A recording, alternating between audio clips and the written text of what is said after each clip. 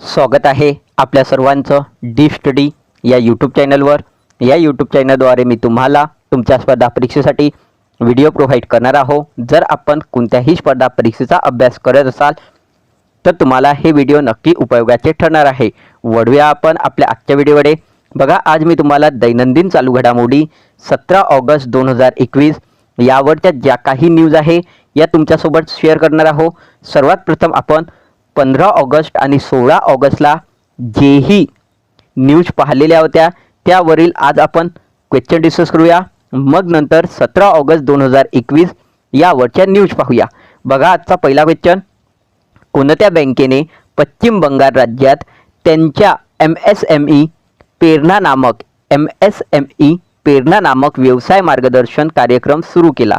काय म्हटलेलं आहे बघा पुन्हा एक वेळा, कोणत्या बँकेने पश्चिम बंगाल राज्यात त्यांच्या MSME नामक व्यवसाय मार्गदर्शन कार्यक्रम सुरू केले? MSME चं फुल फॉर्म बघा, मायक्रो स्मॉल मीडियम एंटरप्राइजेस प्रेरणा नामक व्यवसाय मार्गदर्शन कार्यक्रम कोणी सुरू केले? कोणत्या बँकेने सुरू केले? इंडियन बँकेने। कोणत्या बँकेने सुरू केलेले आहे? इंडियन बँकेने। आधी कुठे केले? पश्चिम बंगाल राज्यात। कुठे गेलेले आहे? पश्चिम बंगाल राज्यात। पश्चिम बंगाल राज्याची मुख्यमंत्री कोण आहे? ममता बॅनर्जी। कोण आहे? ममता बॅनर्जी। आणि इथे जे राज्यपाल आहे ते कोण आहे? जगदीश मुखी। कोण आहे? जगदीप धनकर। कोण आहे? जगदीप धनकर। ठीक आहे, जगदीप धनकर हे इथे कोण आहे? राज्यपाल आहे। आणि मुख्यमंत्री कोण आहे? ममता बॅनर्जी आहे। आता बघा, मी इथे जे ऑप्शन घेतलेले आहे त्यावरून तुम्हाला सांगणार आहोत। Syndicate bank, Canara bank, Allahabad bank. Syndicate bank, Canara bank आणि अलाहाबाद बँक या तिन्ही बँकेचे विलीनीकरण कशामध्ये झालेले आहे? इंडियन बँकमध्ये। लक्षात राहणार बघा, सिंडिकेट बँक, कॅनरा बँक आणि अलाहाबाद बँक या तिन्ही बँकांचे विलीनीकरण कुठे झाले? इंडियन बँकेमध्ये। ठीक आहे, नेक्स्ट बघा, काल मी तुम्हाला या वर्षी खाकी माझी ही जी मी एक सिरीज सुरू केलेली आहे पोलीस भरती 2021 साठी, ज्यामध्ये मी मॉक पेपर तुम्हाला प्रोव्हाइड करत आहो। आणि त्यामधला मी मॉक पेपर 2 ज्यामध्ये मी गणित विषय घेतलेला आहे तो तुम्हाला काल प्रोव्हाइड केलेला आहे। जर आपल्यापैकी कोणी हा व्हिडिओ बघितला नसेल तर डीप स्टडी या यूट्यूब चॅनलवर जाऊन तो हा व्हिडिओ बघू शकतो, किंवा इथे मी आय बटनवर सुद्धा त्याला अवेलेबल करून देणार आणि डिस्क्रिप्शन बॉक्समध्ये सुद्धा त्याचं लिंक तुम्हाला प्रोव्हाइड करणार। नक्की या व्हिडिओला बघा, जेणेकरून तुम्हाला माहिती होणार कशा प्रकारचा तुम्हाला पेपर येऊ शकतो आणि तुम्ही तुमच्या स्पर्धा परीक्षेसोबत कशा प्रकारे अभ्यास करत आहात हे सुद्धा तुम्हाला माहिती होणार। नेक्स्ट बघा, कोणत्या देशाने IBSA देशाच्या पर्यटन मंत्र्यांची आभासी बैठक आयोजित केली? कोणत्या देशाने IBSA देशांच्या पर्यटन मंत्र्यांची आभासी बैठक आयोजित केली? तर इथे आपला राईट आन्सर आहे भारत देशाने। भारत देशाने काय केलेलं आहे? IBSA देशांच्या पर्यटन मंत्र्यांची आभासी बैठक आयोजित केलेली आहे भारत देशाने। आता बघा इथे IBSA याचं फुल फॉर्म बघा, Bharat, Brazil, south Africa. Bharat, Brazil, south Africa हे IBSA चं फुल फॉर्म आहे। आणि याचे जे पर्यटन मंत्री आहे त्यांची आभासी बैठक कुठे झाली? भारत या देशात। आता बघा, इथे आलेला आहे ब्राझील। काय आलेला आहे? ब्राझील। ब्राझीलची राजधानी कोणती आहे? ब्रासिलिया। ब्राझीलची राजधानी कोणती आहे? ब्रासिलिया। आणि रिअल तेथे चालत चालतात। ठीक आहे, रिअल तेथे चालतात आणि ब्राझीलची राजधानी ब्राझिलिया आणि रिअल तेथे चालतात। नंतर बघा, साऊथ आफ्रिकेच्या 3 राजधान्या आहे, त्यामधील मी तुम्हाला 2 राजधान्या सांगणार आहोत आणि एक जी राजधानी आहे त्याचे तुम्हाला कमेंटमध्ये आन्सर करायचे आहे। बघा, कोणकोणत्या राजधान्या आहे? पेट्रोरिया, ठीक आहे, आणि केपटाऊन। पेट्रोरिया आणि केपटाऊन या 2 राजधान्या आहे। यामधील तुम्हाला एक राजधानी, जी तिसरी राजधानी आहे तिचे तुम्हाला नाव सांगायचे आहे। साऊथ आफ्रिकेच्या 3 राजधान्या आहेत, ज्यामध्ये एक पेट्रोरिया आहे आणि एक केपटाऊन आहे आणि तिसरीचे तुम्हाला कमेंटमध्ये आन्सर करायचे आहे। आणि इथे जे चालतात ते रँड चालतात। कोणते चालतात? रँड इथे चालतात। ठीक आहे, नेक्स्ट बघा, अवयव दिवस कधी साजरा केला जातो? अवयव दिवस कधी साजरा केला जातो? तर इथे आपला राईट आन्सर आहे अवयव दिवस 13 ऑगस्टला साजरा केला जातो। अवयव दिवस कधी साजरा केला जातो? 13 ऑगस्टला। इथे बघा मी ऑप्शन घेतलेला आहे 9 ऑगस्ट, 10 ऑगस्ट, हे सर्व दिवस मी तुम्हाला बघा व्यवस्थितपणे सांगणार आहोत. 1 ऑगस्टला आपण कोणता दिवस पाहिला? 1 ऑगस्टला आपण कोणता दिवस पाहिला? आठवण करा, राष्ट्रीय मुस्लिम महिला हक्क दिन. राष्ट्रीय मुस्लिम महिला हक्क दिन आपण 1 ऑगस्टला पाहिला. नंतर 3 ऑगस्टला आपण कोणता दिवस पाहिला? राष्ट्रीय हृदय प्रत्यारोपण दिन. राष्ट्रीय हृदय प्रत्यारोपण दिन आपण 3 ऑगस्टला पाहिला. नंतर बघा 6 ऑगस्टला आपण कोणता दिवस पाहिला? हिरोशिमा दिन. 6 ऑगस्टला आपण हिरोशिमा दिन पाहिला. आठवण राहणार, 6 ऑगस्टला कोणता दिवस पाहिला? हिरोशिमा दिन. 1 ऑगस्टला राष्ट्रीय मुस्लिम महिला हक्क दिन. राष्ट्रीय मुस्लिम महिला हक्क दिन. 3 ऑगस्टला आपण राष्ट्रीय हृदय प्रत्यारोपण दिन. 6 ऑगस्टला आपण हिरोशिमा दिन आणि 9 ऑगस्टला आपण नागासाकी दिन. आणि 9 ऑगस्टला आपण कोणता दिवस पाहिला? नागासाकी दिन. तसेच 9 ऑगस्टला आपण जागतिक आदिवासी दिन सुद्धा पाहिला. जागतिक आदिवासी दिन आपण 9 ऑगस्टला पाहिला. तसेच एक दिवस आपण पुन्हा पाहिला होता, राष्ट्रीय व्यापारी दिन. राष्ट्रीय व्यापारी दिन सुद्धा आपण 9 ऑगस्टला पाहिला. बघा एक वेळा पुन्हा 9 ऑगस्टला कोणकोणते दिवस पाहिले? जागतिक आदिवासी दिन, नागासाकी दिन. हिरोशिमा 6 ऑगस्टला पाहिला आणि नागासाकी दिन आपण 9 ऑगस्टला पाहिला. जागतिक आदिवासी दिन 9 ऑगस्टला पाहिला आणि राष्ट्रीय व्यापारी दिन 9 ऑगस्टला पाहिला. नंतर बघा मी इथे ऑप्शन घेतलेला आहे 10 ऑगस्ट. काय ऑप्शन घेतलेला आहे? 10 ऑगस्ट. 10 ऑगस्टला आपण 2 दिवस पाहिले. एक दिवस कोणता पाहिला? जागतिक सिंह दिन. कोणता दिवस? जागतिक सिंह दिवस. आणि एक दिवस पुन्हा पाहिला जागतिक जैवविविधता इंधन दिन. जागतिक जैवविविधता इंधन दिन 10 ऑगस्टला आणि जागतिक सिंह दिन 10 ऑगस्टला. नंतर बघा इथे 12 ऑगस्टला आपण कोणकोणते दिवस पाहिले? 12 ऑगस्टला आंतरराष्ट्रीय युवा दिन. 12 ऑगस्टला आंतरराष्ट्रीय युवा दिन आणि जागतिक हत्ती दिन.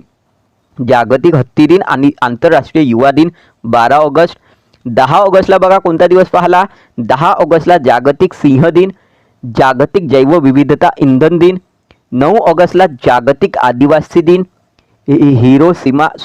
नागासाकी दिन. 9 ऑगस्टला नागासाकी दिन आणि तसेच एक दिवस पुन्हा पाहिला राष्ट्रीय व्यापारी दिन. 6 ऑगस्टला आपण हिरोशिमा दिन पाहिला. 3 ऑगस्टला आपण राष्ट्रीय हृदय प्रत्यारोपण दिन पाहिला आणि 1 ऑगस्टला आपण राष्ट्रीय मुस्लिम महिला हक्क दिन पाहिला आणि 13 ऑगस्टला अवयव दिन पाहिला. 13 ऑगस्टला अवयव दिन पाहिला. नेक्स्ट बघा, खालीलपैकी कोणती ट्रॉफी फुटबॉल खेळाशी संबंधित आहे?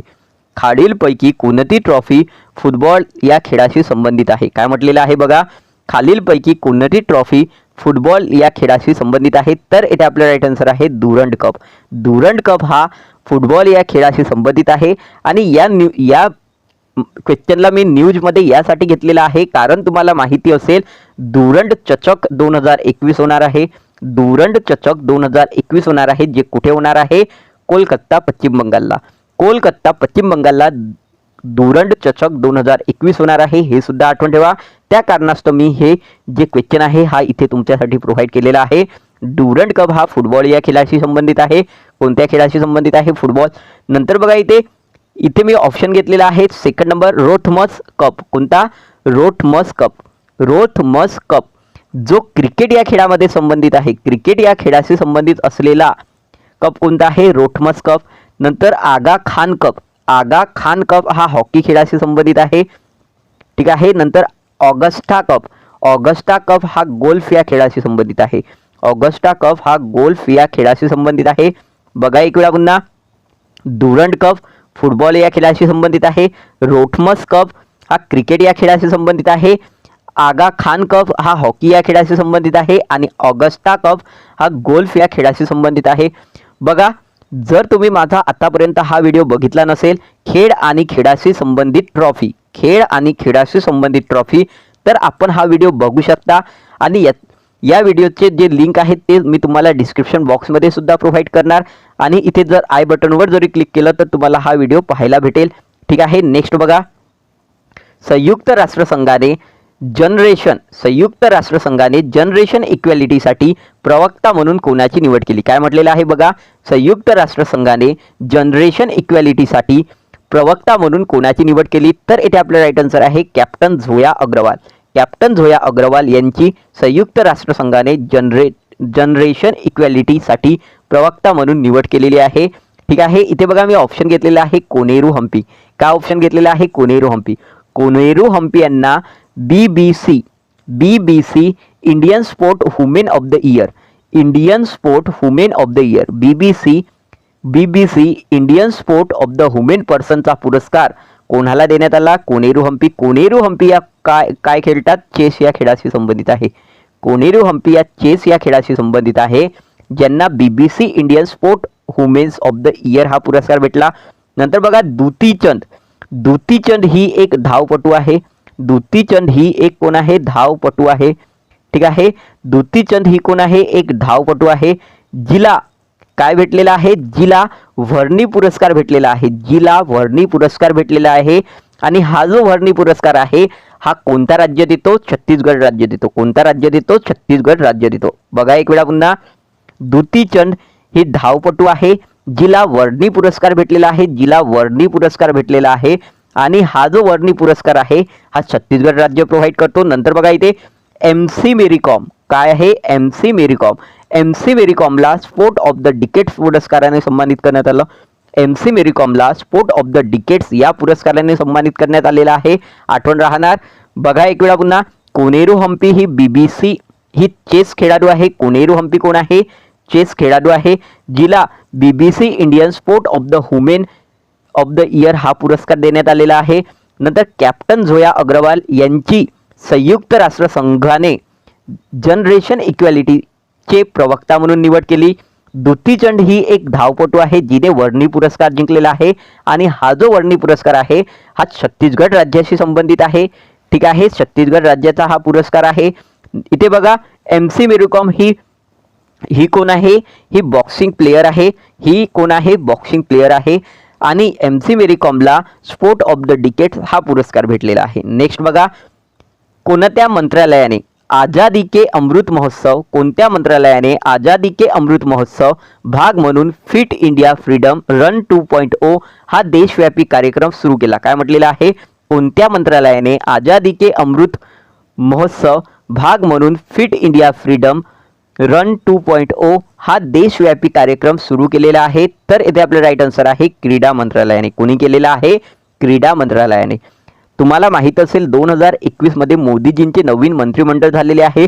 त्यामध्ये या क्रीडा मंत्रालयाला पाहण्यासाठी कोण आहे? अनुराग ठाकूर आहे. कोण आहे? अनुराग ठाकूर. नंतर बघा, वस्त्रोद्योग मंत्रालय पाहण्यासाठी कोण झालेले आहे? पियुष गोयल. वस्त्रोद्योग मंत्रालय पाहण्यासाठी कोण झालेले आहे? पियुष गोयल. नंतर बघा इथे नागरी उड्डाण मंत्रालय पाहण्यासाठी कोण आहे? नागरी उड्डाण मंत्रालय पाहण्यासाठी ज्योतिरादित्य शिंदे आहे. ज्योतिरादित्य शिंदे हे काय करतात? नागरी उड्डाण मंत्रालय पाहतात. नंतर बघा, पेट्रोलियम मंत्रालय पाहण्यासाठी कोण झालेले आहे? हरदीप सिंग पुरी. हरदीप सिंग पुरी हे पेट्रोलियम मंत्रालय पाहतात. आशा करतो तुम्हाला सेशन 101% आवडत असेल. जर तुम्हाला सेशन आवडत असेल तर सेशनला लाईक करा. तसेच तुम्ही या चॅनलवर नवीन असाल तर चॅनलला देखील सबस्क्राईब करा आणि बेल आयकॉनला सुद्धा क्लिक करा, जेणेकरून मी जेव्हाही व्हिडिओ अपलोड केला तेव्हा तुम्हाला नोटिफिकेशन प्राप्त होईल. बघा आजची पहिली न्यूज, आसाम हे देशातील पहिले राज्य आहे ज्याने भाडेकरू कायदा लागू केला आहे. काय म्हटलेलं आहे? आसाम हे देशातील पहिले राज्य आहे ज्याने काय केलेलं आहे? भाडेकरू कायदा लागू केला. ज्याने काय केलेला आहे? भाडेकरू कायदा लागू केला, ज्यात भाडे प्राधिकरण स्थापन करण्याची तरतूद आहे. ज्यात काय आहे? भाडे प्राधिकरण स्थापन करण्याची तरतूद आहे. आणि असे करणारे हे भारतातील एकमेव राज्य झाले ज्यांनी भाडेकरू कायदा लागू केलेला आहे. ठीक आहे. आसामची गोष्ट झाली तर आसामचे मुख्यमंत्री कोण आहे? आसामचे मुख्यमंत्री हिमंत बिश्व शर्मा आहे. कोण आहे? हिमंत बिश्व शर्मा. आणि याला पाहण्यासाठी राज्यपाल कोण आहे? आसामला पाहण्यासाठी राज्यपाल कोण आहे? जगदीश मुखी आहे. कोण आहे? जगदीश मुखी. नेक्स्ट बघा, महाराष्ट्र सरकारने ई क्रॉप सर्वेक्षण उपक्रमाला सुरुवात केली. महाराष्ट्र सरकारने काय केलेलं आहे? ई क्रॉप सर्वेक्षण उपक्रमाला सुरुवात केलेली आहे. महाराष्ट्राचे मुख्यमंत्री उद्धव ठाकरे आणि महाराष्ट्राचे जे राज्यपाल आहे ते कोण आहे? भगतसिंग कोश्यारी. नेक्स्ट बघा, मणिपूरमध्ये देशभक्त दिवस 13 ऑगस्टला साजरा केला गेला. मणिपूरमध्ये देशभक्त दिवस 13 ऑगस्ट रोजी साजरा करण्यात आलेला आहे. 13 ऑगस्ट रोजी मणिपूरला काय झालेला आहे? देशभक्ती दिवस साजरा करण्यात आलेला आहे. नेक्स्ट बघा, भारतातील एकमेव शहर ज्याने ऑर्बर फाउंडेशन आणि संयुक्त राष्ट्रसंघ अन्न आणि कृषी संघटना यांच्याकडून जगातील ट्री सिटीचा दर्जा प्राप्त करणारे हैदराबाद आहे. काय म्हटलेलं आहे पुन्हा एक वेळा बघा, ही न्यूज तुमच्यासाठी IMP आहे. ठीक आहे, बघा, भारतातील एकमेव शहर आहे ज्याने ऑर्बन फाउंडेशन आणि संयुक्त राष्ट्रसंघ अन्न आणि कृषी संघटना यांच्याकडून जगातील ट्री सिटीचा दर्जा प्राप्त करणारा कोणता शहर आहे? हैदराबाद. आशा करतो तुम्हाला सेशन नक्की आवडत असेल. बघा, छत्तीसगड राज्यात चार नवीन जिल्हे घोषित झाले. काय म्हटलेलं आहे? छत्तीसगड राज्यात 4 नवीन जिल्हे घोषित करण्यात आले आहे, ज्यामुळे राज्यात एकूण 32 जिल्हे झालेले आहे. बघा इकडे पुन्हा छत्तीसगड राज्य आहे जिथे 4 नवीन जिल्हे घोषित झाले. आता त्या राज्यामध्ये एकूण किती झालेले आहे? 32 जिल्हे झालेले आहे. आठवण ठेवा, IMP म्हणून सुद्धा तुम्ही या न्यूजला नोट करू शकता. कारण बघा, जिथेही कुठे नवीन जिल्हे होतात तर मॅक्झिमम वेळा तुमच्या पेपरमध्ये एकतर ते एकूण किती जिल्हे नवीन झाले असं येणार, किंवा आता किती जिल्हे झालेले आहे एकूण असं येणार, किंवा कोणकोणते झाले त्यांची नावं सांगा असं सुद्धा येऊ शकते. छत्तीसगड राज्यात 4 नवीन जिल्हे घोषित झाले, ज्यामुळे राज्यात एकूण किती जिल्हे झालेले आहे? 32. आता बघा कोणकोणते झालेले आहे? मोहरा मानपुरा, शक्ती, मनेंद्रगड, मनेंद्रगड, सरगड, बिलाईगड. बघा, सरगड, बिलाईगड, मनेंद्रगड, शक्ती आणि मोहरा मानपूर असे हे 4 नवीन जिल्हे झालेले आहे.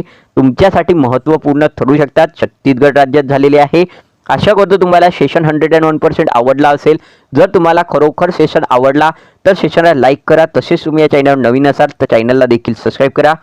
तसेच बेल आयकॉनला सुद्धा क्लिक करा, जेणेकरून मी जेव्हाही व्हिडिओ अपलोड केला तसेच तुम्हाला नोटिफिकेशन प्राप्त होईल. थँक्यू.